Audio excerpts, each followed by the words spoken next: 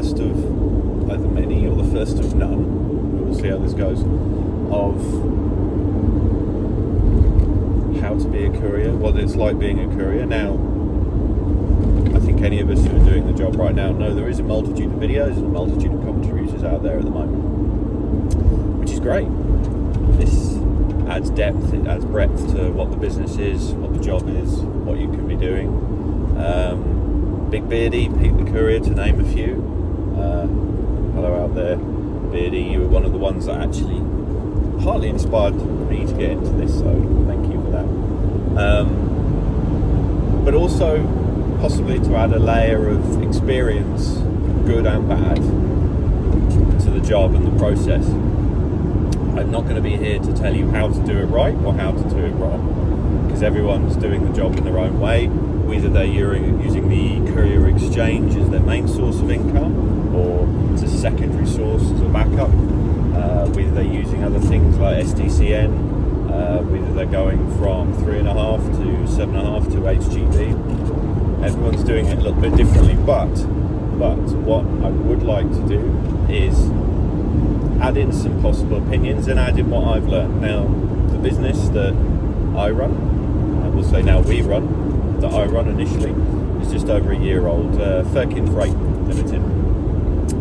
I took the decision with my wife and a business colleague from many years back that we expanded the business and divided it up recently, and we now have 3 directors running the business, 2 of which are myself, my colleague, each of us running our own vehicles, and the third is my wife, who's obtaining transport manager qualifications. So many of you know it's May 2025, the mandatory requirement for O licenses, not just operating in Europe, but vans will start requiring tachos, so anything 3.5 ton will require tachos. 2024 they're going to be fitted, but 2025 you'll be required to retrospectively fit them, if I'm right. I'm pretty sure I'm right. Don't hazard of putting a video up and claiming you know the exact date, and then you're going to have any number of people commenting and go, it's wrong, you got this date right then.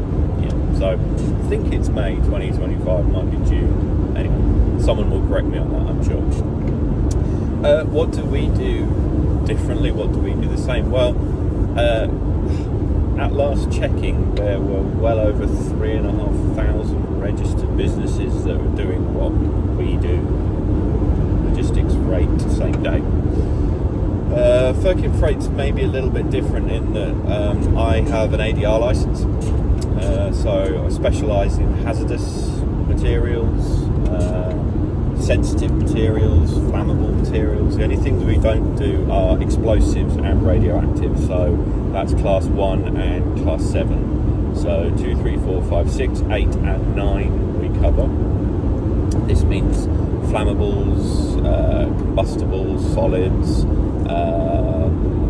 any other sort of form materials like corrosives, and you've also got group 9s, which, without boring you too much, are into like lithium batteries and things like that, which now have to be transported under secure state environments. So what we've done, and this is one of the first bits of advice, if I can put any sort of structure to this video at all, is that the CX is great for starting out. That's how I started out back in July 2021. Christ, trying to think of the year now. Just got straight on the CX.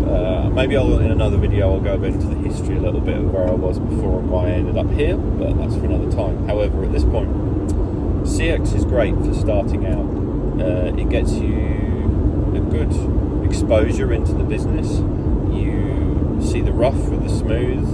You have the long days, you have the disappointing days, you have the tough days, you have the cash flow issues as well, so 30 to 45 day end of month, all those shenanigans with the continued insistence for paperwork everywhere. Even though we live in a digital age, it seems that you don't get paid unless you can drown your freight forwarder in paperwork to prove you did the job, but those are the rules, and you want to get paid, you follow the rules. So it teaches you a lot of basics, but you can see a lot of bad habits as well, and it does is quite divisive. So any one of you, and I'm sure most of you are on a variety of Facebook pages, a variety of Facebook groups, anything else out there that indicates what the CX is like, and there's a lot of negative opinion out there.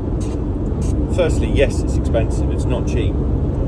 I've heard the justification, I'll use a better phrase, justification of its price has been to me that eradicates out the riffraff, the ne'er-do-wells, the people that would act somewhat unscrupulously in delivering materials. Bollocks.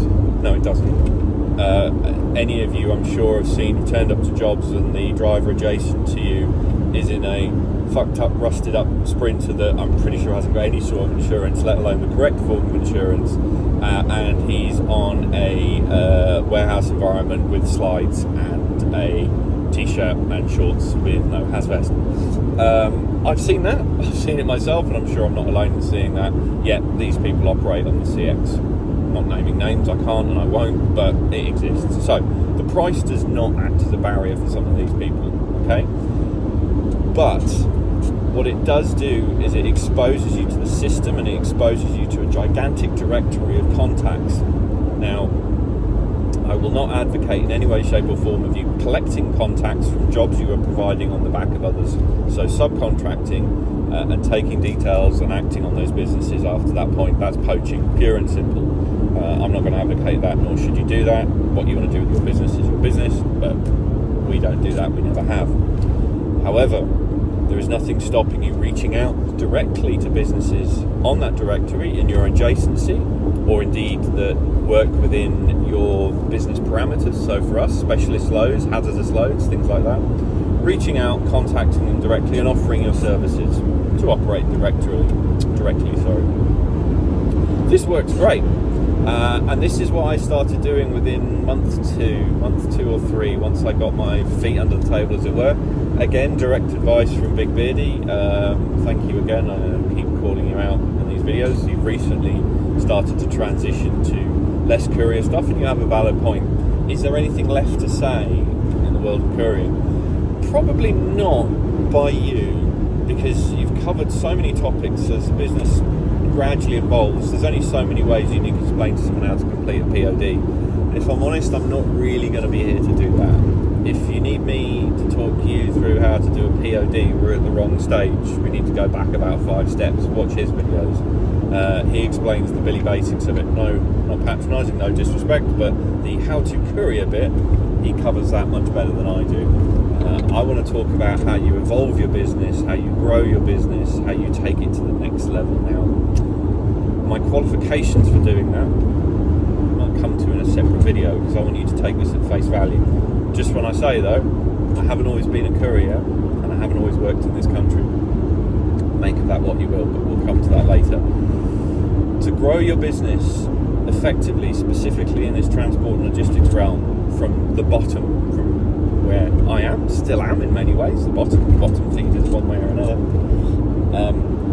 You have a number of choices, but it does start with relationships, and it starts with how you grow those relationships, how you energize those relationships, and how you leverage those. And when I say leverage, I talk about it's two-way. What I work on and what we work on as we grow is delivering I like to say phenomenal, because that's what we strive to. Isn't always phenomenal, but we strive to that. A phenomenal level of service to our customers and our subcontractors. We work with a few businesses. I'll name drop some because you can look at our Instagram and see them. We work with Red Bull Racing, we work with BMW, Rolls-Royce, we work with a variety of perfume manufacturers, we work specifically with very sensitive hazardous loads. I won't name some of those, but you can see pictures of some of them where they are on our Instagram page, of what they are that requires a particular, I'll say attitude, a particular style of doing business that means that you will be trusted with it once you've proven your capability and proven your worth. Now, I'm not unique, I'm not a special person, and neither is my co-director. We'll come to him in a little bit. You might see him, he might do one of his own videos. We'll see if I can get him in front of the camera. But neither of us necessarily come from a background specifically qualified in this area, rather come from a background where providing an exceptionally high level of service pays dividends in your business. So, growing your business in many ways, specifically as a courier, same day freight specialist, whatever it is, whatever level you want to be at, it's not rocket science. And the thing we remember is none of this is rocket science. Probably unless you're a rocket scientist, none of the jobs you've ever done is rocket science. But it does require certain elements of common sense and a sense of wanting to do the best and be the best. Okay? That's not some American hyped up self-motivation speech that you'll pay several £100s to go to a hotel and then get hawked into taking timeshares about. No, I'm just talking about having a level of integrity where it's 6:30 in the evening in your arse end of the country because you've been stuck in traffic jams, people have let you down, and you're going, do you know what? Maybe I'll just head home. I'm gonna get home and I'm gonna finish this load tomorrow. They won't know. It doesn't really matter to them. They won't know. No, don't. Pure and simple, don't. Whether they know or not, it's not about that, and it's not about that of how you conduct your business and how you conduct yourself. Because there's a saying that goes, the measure of a man is how he behaves when people can't see him rather than when he's being watched. We talk about that with employees or anything else, in that essence of saying, if you maintain a certain level of integrity and a certain level of behaviour in how you conduct businesses, that should be the standard for yourself. Not for others to measure you, that's the standard for yourself. Now, it sounds like I'm being somewhat pious and overreaching in saying, holier than thou about how we do business. No, it's just about making a decision very early on in how you conduct yourself that threads through to how your business runs and how the people you work with runs. Now, we're growing organically. That's a deliberate decision. I don't want to overreach ourselves. I don't want to overreach our business. So we're deciding to grow organically. And what that means is we grow alongside how our customers grow, and we grow alongside how our revenue and our business grows. I could be pushing harder for growth. I could be more aggressive about the customers we find, and I could probably be a bit more aggressive maybe in some elements of my pricing. But that doesn't build long-term relationships. And a business I came from previously was heavily reliant on its suppliers, and I used to deal directly with them, and I learned a great deal about building relationships, specifically with suppliers, but business relationships overall. And you can live and die as a business by your relationships with other business. Now, Firkin Freight specialises, and in particularly we pretty much only do business to business. There's no multi-drop to end consumers, to customers really. There's no realm where we're doing anything where we're doing domestic deliveries or anything like that. Not because we can't or won't. It's a deliberate decision to specialise in a particular area. Those of you who are familiar with an old business called Woolworths, some of you may remember, some of you don't. It was an old business that ended up failing in Britain because it tried to do everything and succeeded at nothing. It was a jack of all trades and a master of none, as we might say. And you can see, you may hear some of my videos as well, at the background I come with a little bit of retail, but you can see many businesses are doing that. They're so desperate to find and pick every single revenue stream that they're diluting themselves and diluting their efforts. And they're disengaging their customers and they're disengaging those they work with. We've taken a deliberate decision to focus on 2 or 3 very specific areas of logistics and freight and do them really, really, really well, as in the best we possibly can. Not at the best price, but the best level of service and the best level of reliability. As the old saying goes, cheap service isn't good, good service isn't cheap. And we stand by that. That's not to say our prices are anyway extortionate. I won't go into the specific pricing because our jobs are priced as and when with the contracts we work with. However, there are cheaper in the market. I know there are cheaper because I've had people tell me that they're cheaper, and I've had other businesses that I work with tell me that I'm not the cheapest, and I've said that's fine.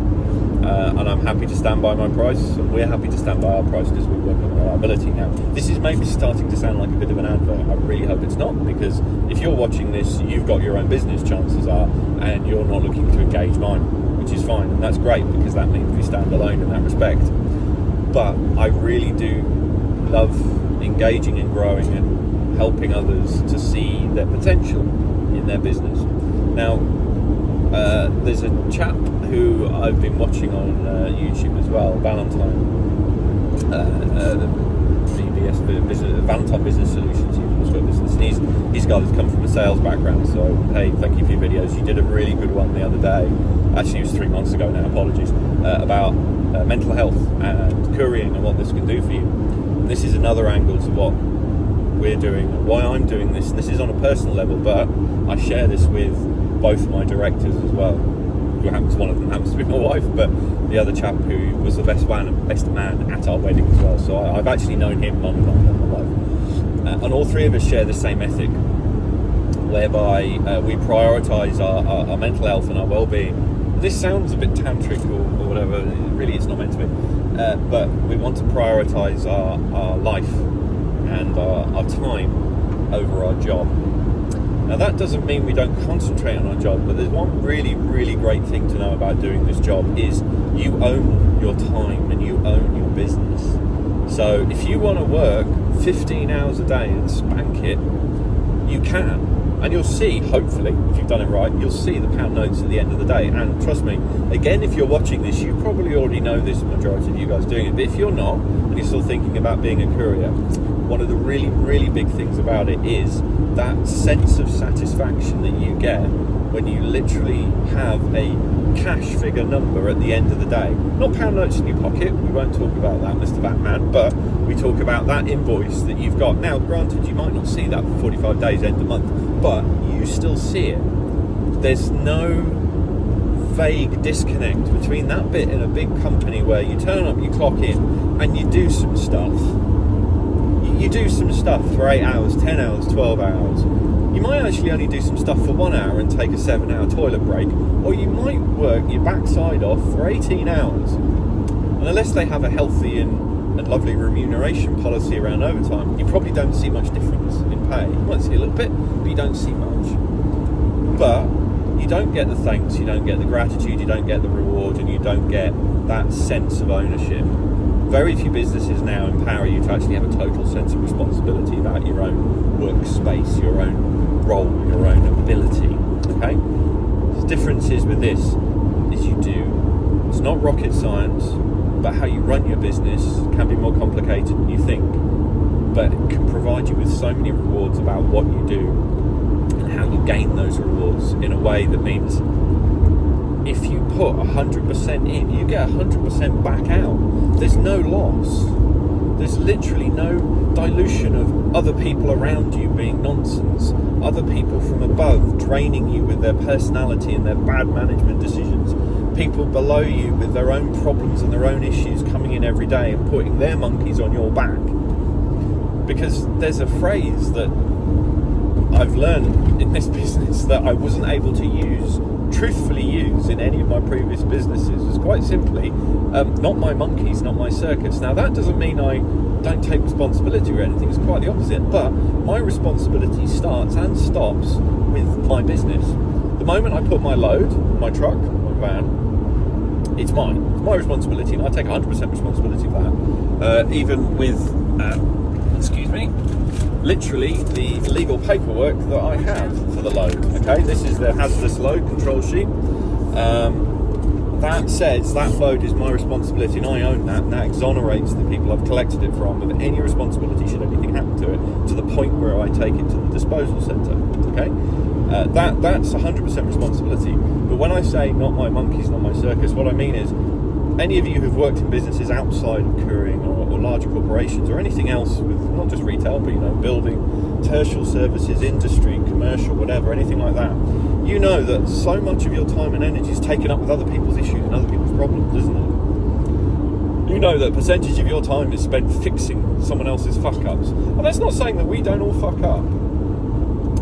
But there is a type of ethos, there's a type of energy and the type of person that decides to go, screw all you guys, I'm going and doing this on my own. I'm going out on my own and doing this. And I think that's shared with everyone that works in this business in a way that goes, I'm taking responsibility for my own actions, good or bad, and whatever you do in your world, not my problem. Buck stops at me, but it starts at me as well. And that's the great thing about doing this for any of you who haven't thought about it. So some realisms, and I hope I'm not rambling too much because I've never really done one of these, so feel free to comment or anything else on the button that will be doing there. I won't be begging for likes, although you can smash that dislike button if you like. Feedback is a gift, as we say, good or bad. We can choose to accept that gift or reject it. So however you want to feedback on how we're doing on this video, I'm more than happy to hear it. But some watch outs in the current climate. So where are we at the moment? Today is the middle of September. Sadly, we had the news of the recent passing of Her Majesty the Queen. The mood's a bit sombre at the moment. There's a lot of uncertainty in the country, but not just that. The broader picture of a financial crisis. Inflation is at just below 10%. It's dipped a tiny bit. Potential recession. We're on a knife edge there. Whether we will or we won't. Anyone who's working in this business, has been for some time, has seen the absolutely ridiculous fuel costs that have been going on at the moment. We've nudged £2 a litre in many places. We still see £2 a litre at the rip-off motorway service stations. Fuel cards help, but they only spread the cost a little bit, mitigate it. You're always paying fuel card bingo with who's highest, who's lowest, who's best, who's worst. Ultimately, it's still too expensive. And I say that not with an eye not cast on the green issue and the longevity of our planet and our ecosystem we live in. I just mean it's too expensive. The cost-benefit ratio of fuel that we use, of the job that we, and I say we collectively in logistics and transport that we do not balance out. However, that's the status quo. Everyone lives in that space in this country, so it's not like my place is worse than yours and my issue is worse than yours. That's just what it is. So if you're getting into the industry and your singular, what we call OPEX, operational expense overhead, is fuel, which it is, that's going to take the biggest hit on your gross profit. It always will. So how you decide your pricing and how you lay out your business, your fuel is always going to be your biggest overhead, aside from that capital investment of the vehicle itself. Now, how you do that, whether that's on a leasing basis, which obviously is going to be a balloon payment potentially, or you're just going to churn that lease, I don't know, entirely up to you. But the ongoing cost of that vehicle is one investment your business has to take. But the OPEX, by far and away, is the biggest hit on your gross profit is your fuel. Okay, because every wheel that you turn is a pound or a penny of fuel that you're consuming at the moment. So, as I say, you don't earn if your wheels aren't turning, but the moment you turn your wheels, you're paying for that fuel. And the thing is, some of us have weekly bills on the fuel card, some of us are monthly, some of us don't have fuel cards at all, some of us put on the credit cards, some of us use supermarket fuel. Again, there are other videos to go into, maybe contentious ones about whether to use supermarket fuel or not. As I don't, I refuse to use it. I'll go into reasons later, maybe if people ask or if they care, but I have a very specific reason for not using supermarket fuel. It's a diseconomy of scale, as we might say. It will cost you more money in the long run, personally. I don't want to get into trouble with whatever libelous things might be said, I don't know. But your fuel is your biggest cost in that regard. And you've got to remember, as I was saying, your fuel cards, if you have it either bill you weekly or monthly, you're going to be paying outgoings before you get your income from that job. So you've always got to manage your cash flow in that regard as well. So we think, salaries are our biggest overhead, and often businesses they were. However, fuel is in this, and you can't pay yourself until you pay your fuel bill. Trust me. So the other thing to remember is, as we've touched on briefly, is the country of where is our economy going? What's it doing? What's happening to it? I hope I'm not rambling too much. I have a tendency to ramble, I just realised that. Possibly I do. So I'm sorry if this is ramble. Some of you may have already turned off. Some of you may have gone to sleep and put this on as a nighttime video to fall asleep to. Either way, I've done one job. Might not be the one I intended to do, but I've done something positive somewhere. So, lastly, the thing to remember about the economy. If you get into this job, there is no security. Especially if it's your own job, there's no security. It's your own business, your own company, your own income. You stand and live by the name that you've staked the company name that you've stuck your name to. So you can't draw a salary from a business that isn't turning over money and making profit. You don't have that nice comfort factor of pay as you earn. I have a salary every month because, my company pays my salary, which is all well and good. But what if that company folds? And a lot of companies are folding at the moment. So job security, as we talk about, whilst being self-employed isn't as great as it could be, job security isn't as great as it used to be. unemployment's at its lowest level in the country in 48 years, but job seekers are actually at their lowest as well, where you have people much like ourselves or myself have stepped out of the job market entirely and started their own business. Therefore, they're not employed, strictly speaking, in any pay-as-you-earn capacity, but they're not unemployed either. And that's happened in a lot of places, and you can see there's a lot of people moving to it. The third thing then comes to that competition. Are there a lot of people joining this industry? Yes, there are. There are people joining it, but there are people leaving it as well. There are people leaving it for right and wrong reasons. People leaving it because they just didn't suit them, didn't enjoy it, found it too hard. They liked the no disrespect, but the comfort of a corporate lifestyle a little bit more, or the comfort of a simple salary that meant they were guaranteed money. And I absolutely respect that. I haven't succeeded yet in this. I'm only a year in, so for me to say I'm successful is absolute bollocks. I'm not successful. I'm still learning every single bloody day, and I'm making mistakes every single bloody day. But what's the point of making a mistake if you don't learn from it? But there are people failing in this business for the wrong reasons. If I said that was the right or the wrong, I can't remember. People failing for different reasons, and that's mismanagement, where they're not managing their cash flow, they're not, if you're VAT registered, they're not managing their VAT returns, they're not managing how they expand their business, they're not working ethically. And when I say ethically, I mean doing the right thing by the businesses you work with. There are a few people, I don't know, I'm not going to name names because everyone runs their own business their own type, but there is a style of courier that I've seen a couple of videos of that is the antithesis of how I believe should be conducted, and that's the, should we say, slightly unscrupulous with relation to load carrying, relation to co-loading, relation to transparency of price, things like that. That's great. You can make a short, quick buck doing that. All credit to you if that's how you want to do it, because it's your business. I know from experience that can only go for so long, and it will peter out, falter out, and catch fire. And all you'll have at the end of it is a pile of broken ashes and tears. That's just a prediction. Not all my predictions are right, but I can fairly nearly bet my mortgage to say that would be the outcome for some of these people. And that's the wrong way to fail at this. So I shall wrap it up now in a way that's probably going to be the most flat ending, if there was one, because I don't know what my intention to do this was. Maybe to do this just once. I might do some more. I might talk about van actually a little bit, because the vehicle I've got is a little bit unique. Some of you may already know it, some of you have seen it already, but we run 2 Sprinters at the moment anyway, so I might talk a little bit about the van.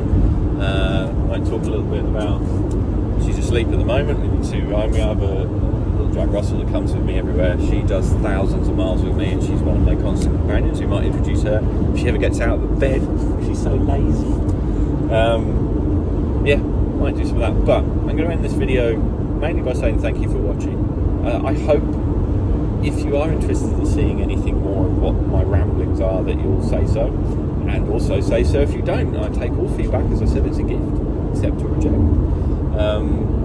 But I will end this to say, if you choose to do this job, all credit to you, because it's going to be one of the bravest decisions you possibly ever have to make. I didn't think about it at the time, but my wife reminded me and family reminded me to say, that was fucking brave to do that. And you go, brave? No, bravery is like soldiers. Bravery is going to battle. Bravery is a surgeon. This isn't life or death.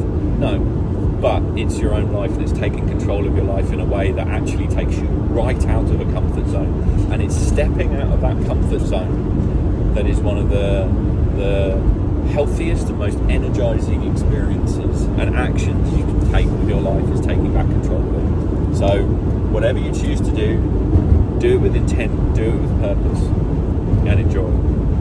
Thank you for being.